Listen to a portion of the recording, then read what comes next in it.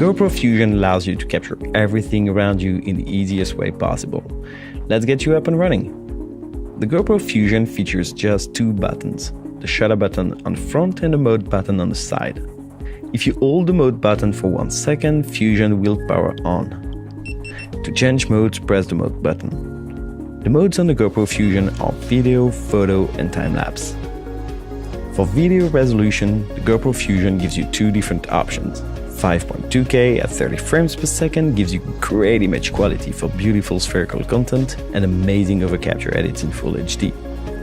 3K at 60 frames per second is the way to go if you want to create immersive slow-mo. To change a setting, press the mode button until you get to the settings menu.